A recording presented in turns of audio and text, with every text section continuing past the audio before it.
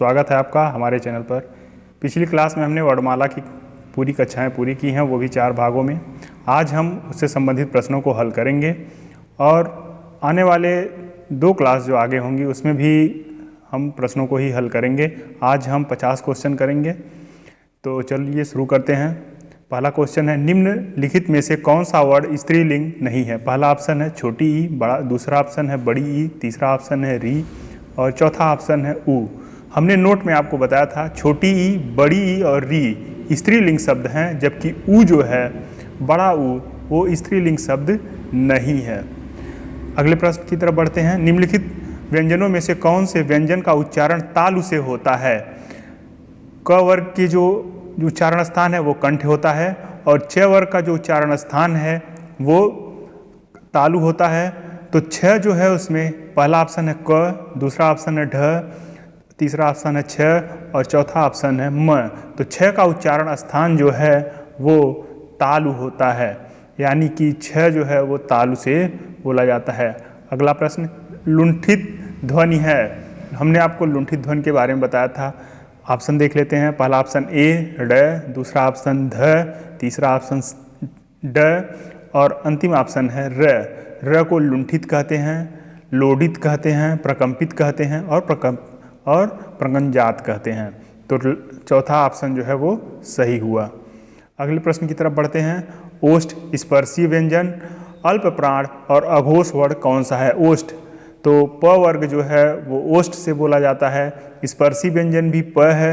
अल्प प्राण, पहला, तीसरा और पांचवा वर्ग का पहला, तीसरा, पांचवा जो वर्ण होते हैं वो अल्प प्राण होते हैं। तो प पहला वर्ण है तो अल्प प्राण हुआ।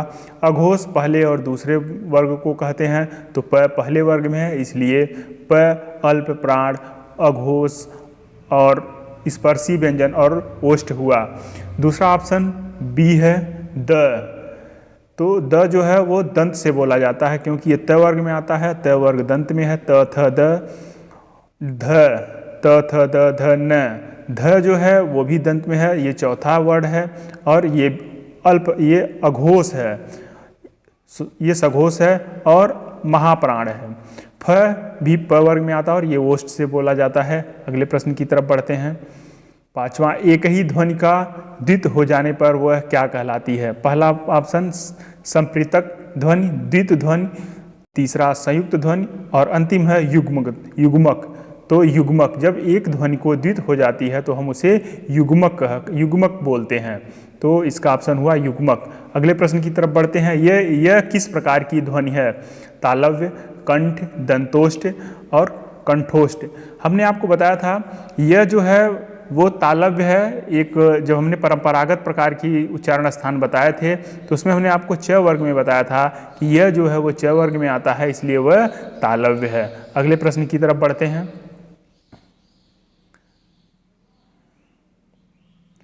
उच्चारण की दृष्टि से वह है, उच्चारण की दृष्टि से वह है।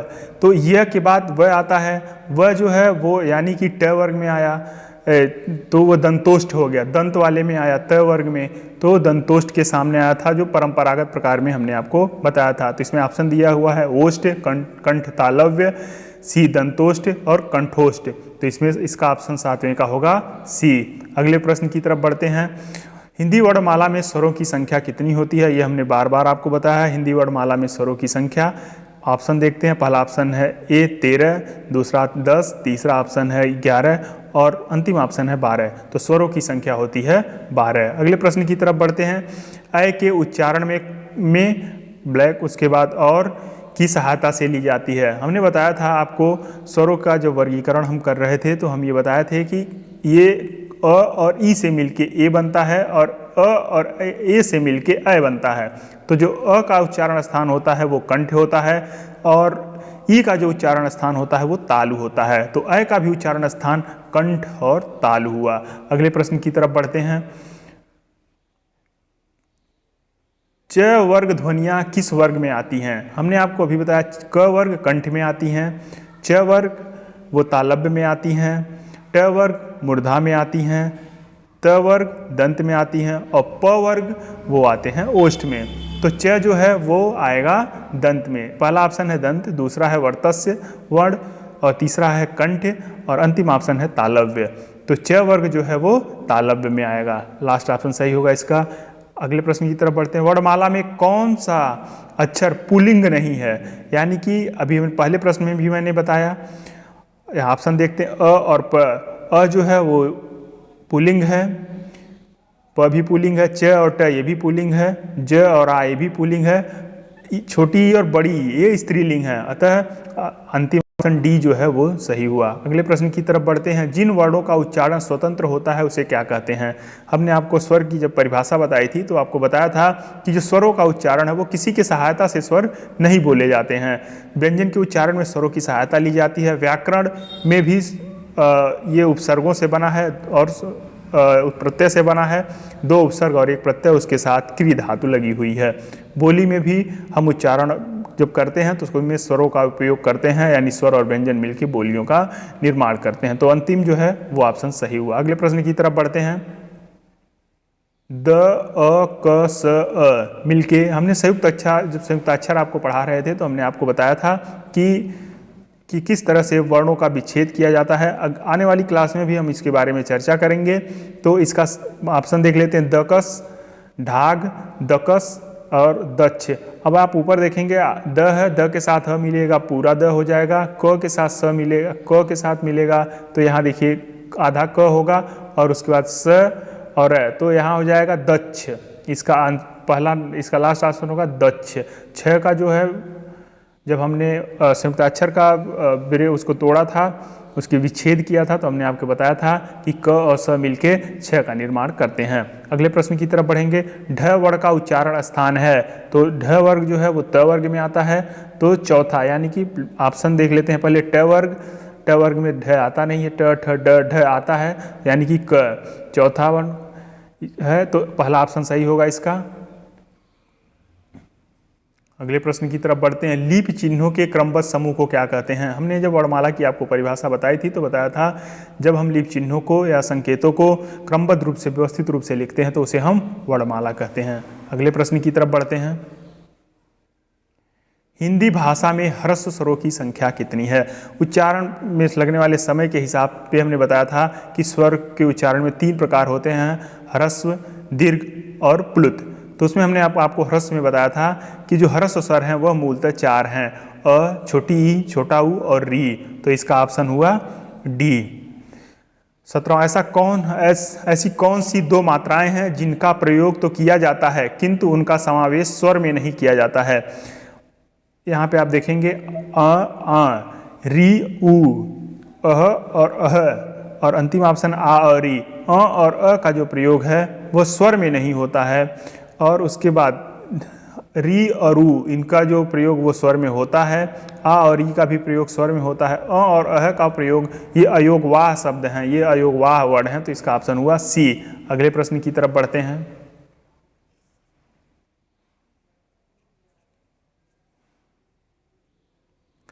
ऐसी कौन सी 2 मात्राएं हैं जिनका प्रयोग तो किया जाता है किंतु उनका समावेशन स्वर में नहीं होता है? ये तो रिपीट हो गया प्रश्न। अगले प्रश्न की तरफ बढ़ते हैं। उच्चारण की दृष्टि से संबल ध्वनि का कौन सा वर्गीकरण है? ऑप्शन है संयुक्त ध्वनि, द्वित्व ध्वनि, युग्मक ध्वनि, संप्रीतक ध्वनि। संबल जो है वो संप्रीतक ध्वनि होगा, तो इसका ऑप्शन होगा डी, संप्रीतक ध्वनि। अगले प्रश्न की तरफ बढ़ते हैं। किस स्वर के उच्चारण में दीर्घ स्वर से भी अधिक समय लगता है? हमने बताया था कि स्वरों के उच्चारण में 1 मात्रा का समय लगता है, दीर्घ स्वर के उच्चारण में 2 स्वरों का मात्रा लगता है, और प्लुत स्वरों के उच्चारण में 2 स्वरों से ज़्यादा की मात्रा का प्रयोग होता है। तो इसका सही ऑप्शन हुआ प्लुत। अगले प्रश्न की तरफ बढ़ते हैं। वर्णमाला में स्पर्श व्यंजनों की संख्या कितनी है? स्पर्श व्यंजनों में जब हम आपको स्पर्श व्यंजन पर बता रहे थे तो हमने बताया था व्यंजनों के प्रकार, उसमें बताया था स्पर्श व्यंजन जो है स्पर्शी वो 25 हैं टोटल। स्पर्शी व्यंजन क वर्ग, च वर्ग, ट वर्ग, त वर्ग, प वर्ग, तो ये जो है इसमें 25 होंगे। इसके ऑप्शन होगा 25। 1 मिनट, इसका ऑप्शन होगा 25। अगले प्रश्न की तरफ बढ़ते हैं। स्वर ए का उच्चारण स्थान कौन सा है? अ और अ ये कंठ और तालव्य से बोले जाते हैं। अगले प्रश्न की तरफ बढ़ते हैं। हिंदी शब्दकोश में क के बाद कौन सा व्यंजन दिखाई देता है? जब हम संयुक्ताक्षर बता रहे थे तो हमने आपको बताया था कि छ का जो विच्छेद है वो क, खटखड़वा से और अ है, तो यानी कि इससे मिलके बना है, तो क के बाद जो आने वाला वर्ड होगा वो छ होगा, यानी कि ऑप्शन बी सही है। अगले प्रश्न की तरफ बढ़ते हैं। भाषा की सार्थक लघुत्तम इकाई किसे माना जाता है? ऑप्शन है मात्रा, शब्द, अर्थ या वर्ण। जो शब्द होते हैं वो किसी भी भाषा की सार्थक लघुत्तम इकाई होती है। अगले प्रश्न की तरफ बढ़ते हैं। निम्न में दंत वर्ण कौन सा है? जो दंत यानी कि क वर्ग का कंठ है, च वर्ग तालव्य है, ट वर्ग मूर्धा है, त वर्ग वो दंत है। तो त वर्ग में आप देखेंगे त, थ, द, ध, न। उसके बाद हम आएंगे तो हमने आपको परंपरागत प्रकार में बताया था य, र, ल, व का उच्चारण स्थान दंत होता है। उसी बड़ा स, छोटा स और षटकोणवा स और छोटा स, यानी कि छोटे वाले स का जो उच्चारण स्थान है वो दंत होगा। इसमें पहला ऑप्शन था ट, दूसरा था स, तीसरा था ह और अंतिम था प। तो इसमें दूसरा ऑप्शन सही है 24 का। अगले प्रश्न की तरफ बढ़ते हैं। निम्न में अनुनासिक वर्ण कौन सा है? अनुनासिक वर्ण जो भी जैसे ऑप्शन दिया हुआ थ, म, ब और प, अनुनासिक या नासिक वर्ण स्पर्शी व्यंजन के जो पंचमाक्षर होते हैं उनको हम अनुनासिक भी बोलते हैं। तो इसमें जो अनुनासिक है वो है म। अगले प्रश्न की तरफ बढ़ते हैं। निम्न में से कौन सा वर्ण घोष है? ऑप्शन ग, च, ख और क। घोष, घोष यानी पहला और दूसरे को हम अघोष कहते हैं, उसके बाद तीसरे, चौथे और पांचवें को हम घोष कहते हैं। तो च पहले में आता है, क भी पहला है, ख दूसरा है, ग जो है वो तीसरा है, तो इसका ऑप्शन ग होगा। अगले प्रश्न की तरफ बढ़ते हैं। ल और स का उच्चारण किस स्थान से होता है?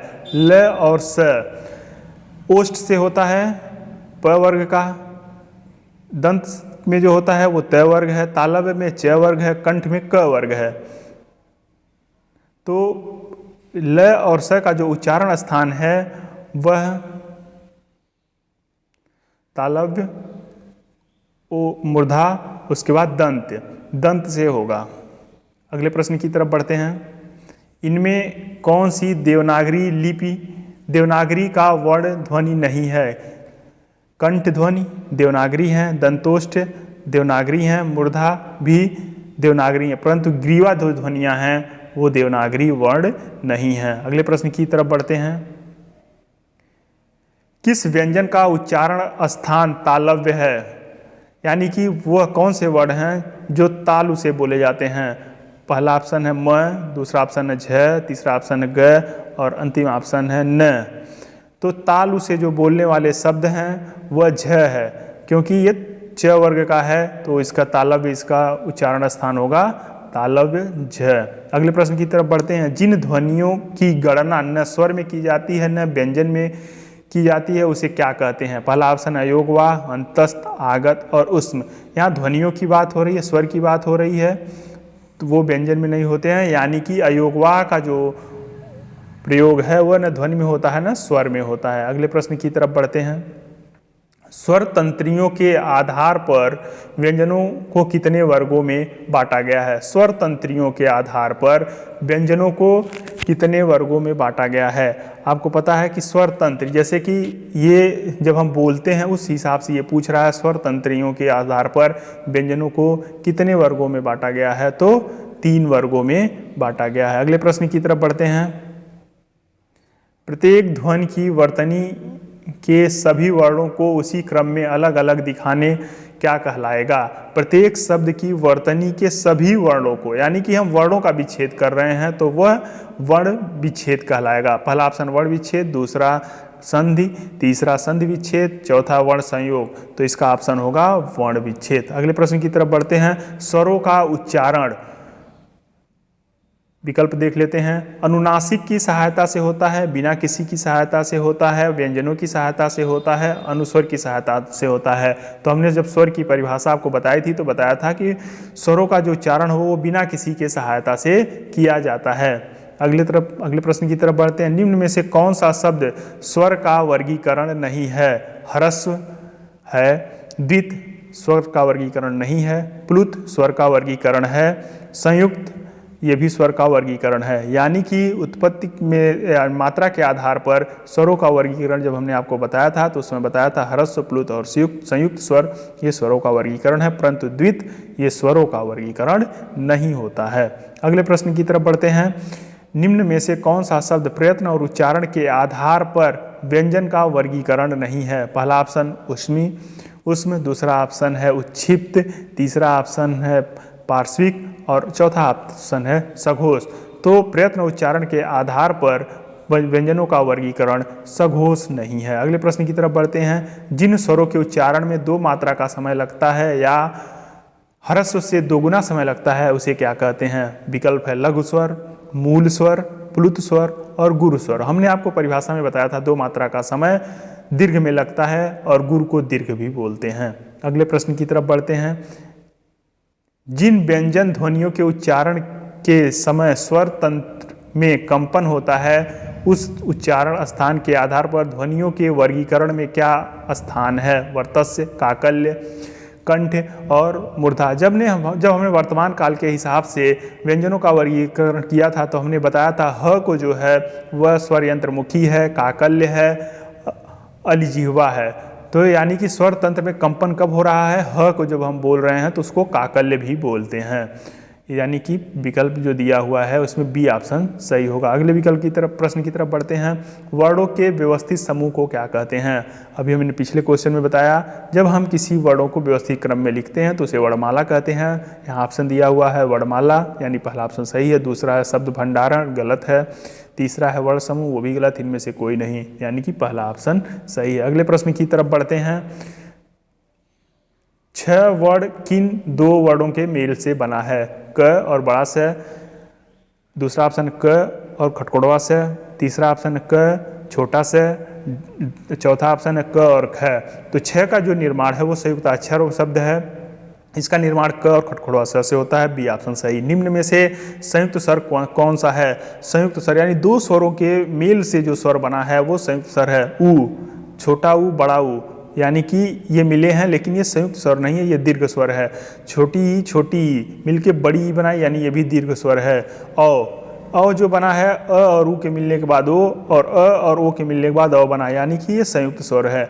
डी जो है वो अ और अ के मिलने के बाद आ बना है, तो इसका ऑप्शन सी सही हुआ। अगले प्रश्न की तरफ बढ़ते हैं।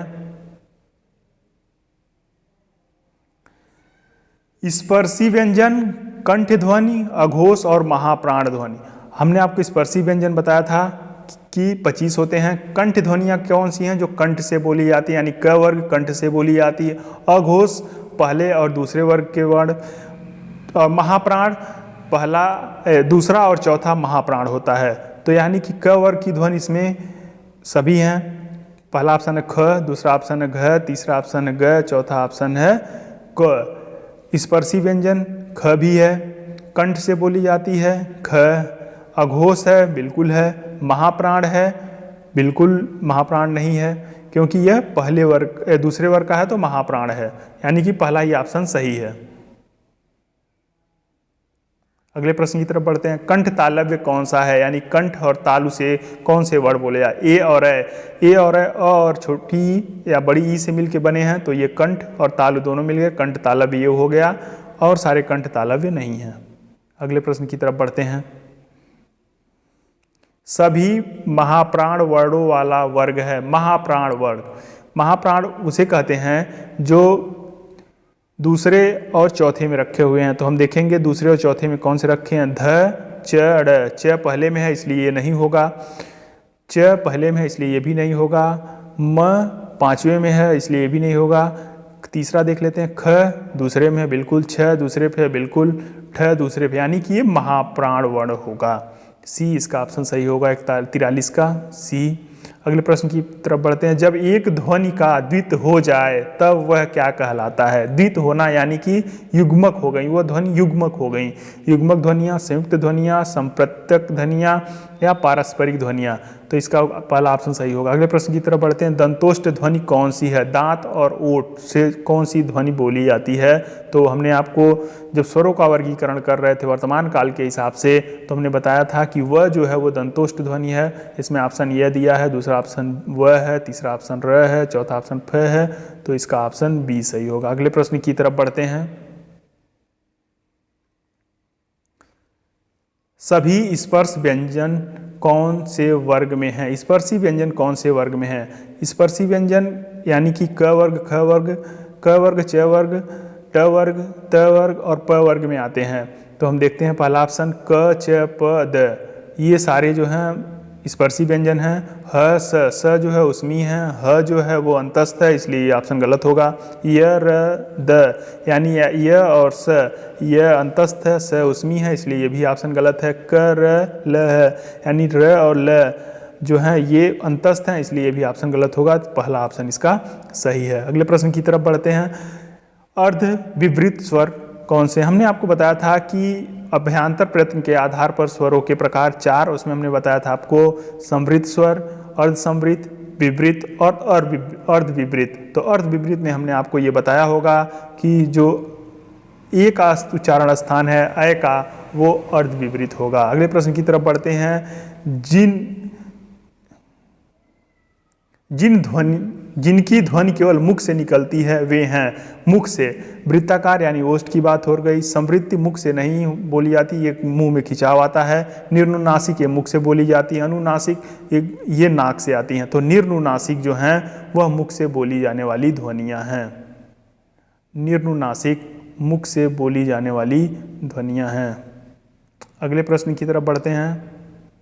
निर्नुनासिक। अगले प्रश्न की तरफ, अंतस्थ और उष्म वर्ण कितने हैं? हमने आपको बताया था, हम वर्णों का वर्गीकरण कर रहे थे तो हमने आपको बताया था कि अंतस्थ 4 हैं और उसमें 4 हैं, तो दोनों मिलके 8 हो गए। अगले प्रश्न की तरफ बढ़ते हैं। ये हमारा लास्ट प्रश्न होगा।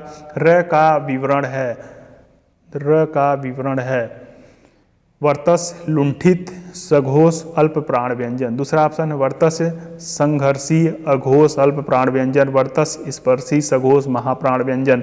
वर्तस स्पर्शी, सघोष, महाप्राण व्यंजन। तो इसका सही ऑप्शन होगा ए। धन्यवाद दोस्तों। अब हम आपको अगली सीरीज में मिलेंगे जिसमें हम 100 प्रश्न लेके आएंगे। आपसे निवेदन है कि आप हमारे चैनल को लाइक करें, सब्सक्राइब करें, ज़्यादा से ज़्यादा शेयर करें और अपने महत्वपूर्ण सुझाव हमें कमेंट बॉक्स में ज़रूर दें। धन्यवाद दोस्तों, नमस्कार।